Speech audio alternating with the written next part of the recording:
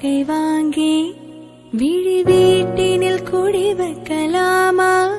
நாம் வாழும் வீட்டுக்குள் வேறாரும் வந்தாலே தகுமா?